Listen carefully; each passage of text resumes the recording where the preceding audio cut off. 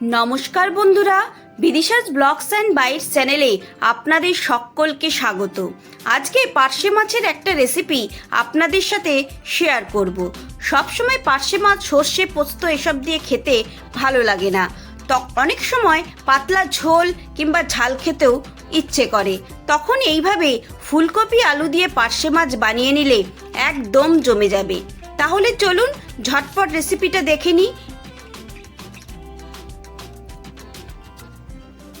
আমি পার্শে মাছগুলো ভালো করে ধুয়ে পরিষ্কার করে নিয়েছি। এইবার নুন আর হলুদ মাখিয়ে 10 মিনিট রেখে দেবো। ম্যারিনেট করে 10-15 মিনিট রেখে দিলে মাছের ভেতরে ভালো করে নুন হলুদটা ঢুকে যায়। ফুলকপিটা আমি অল্প ভাপিয়ে নেব।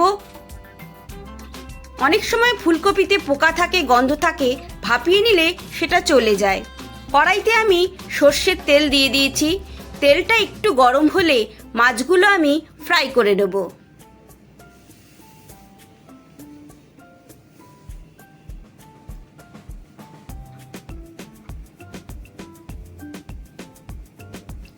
মাছগুলোর একটা পিঠ ভাজা হয়ে গেছে, আমি হালকা করে উল্টে দিচ্ছি।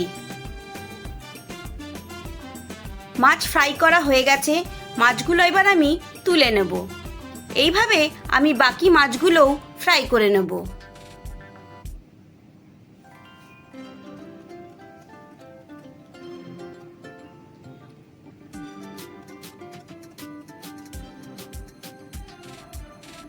বাকি মাছগুলো ফ্রাই করা হয়ে গেছে, মাছগুলো আমি তুলে নিচ্ছি।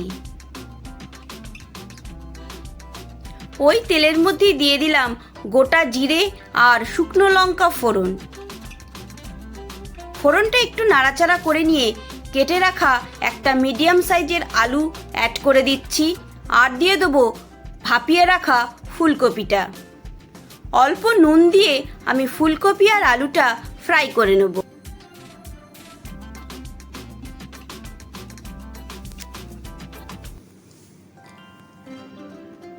দেখুন ফুলকপি আলু ফ্রাই করা হয়ে গেছে।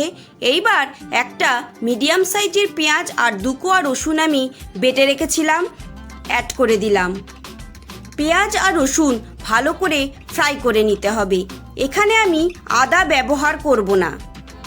দেখুন পেঁয়াজ আর রসুন ভালো করে ফ্রাই করে নিয়েছি। এইবার একটা মিডিয়াম সাইজের টমেটো কুচি অ্যাড করে দিচ্ছি। টমেটোটা দিয়েও 1 থেকে 2 মিনিট একটু ফ্রাই করে নেব।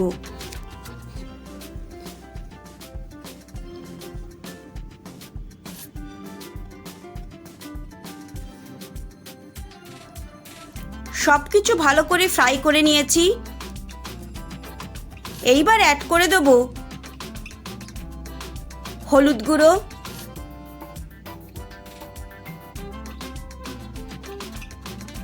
জিরের গুঁড়ো, আর দেব লাল লঙ্কার গুঁড়ো। অল্প জল দিয়ে মশলাটা ভালো করে কষিয়ে নেব। এখানে আমি ধনের গুঁড়ো ব্যবহার করছি না, আপনারা চাইলে ধনের গুঁড়ো দিতে পারেন।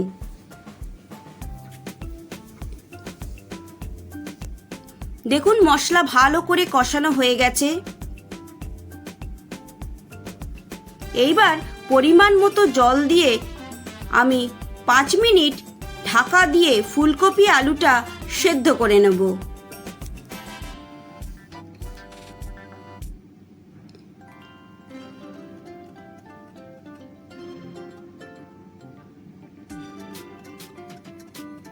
পাঁচ মিনিট পর ফিরে এসেছি। ঝোল অনেকটাই শুকিয়ে গেছে আর ফুলকপি আলুও সেদ্ধ হয়ে গেছে। এইবার ভেজে রাখা মাছগুলো অ্যাড করে দেবো।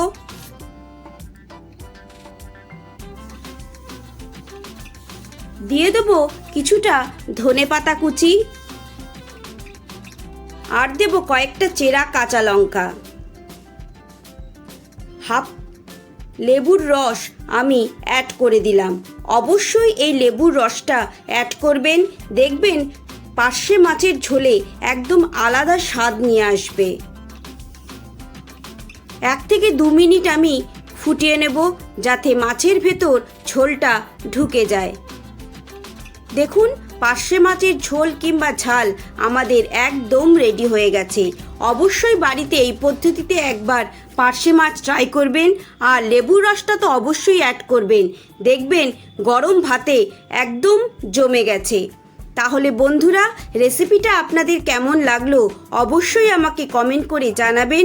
ভালো লেগে থাকলে একটা লাইক করবেন, বন্ধু ফ্যামিলি মেম্বারদের সাথে শেয়ার করবেন। আমার চ্যানেলে নতুন বন্ধু হয়ে থাকলে চ্যানেলটা সাবস্ক্রাইব করে নেওয়ার অনুরোধ রইল। ধন্যবাদ।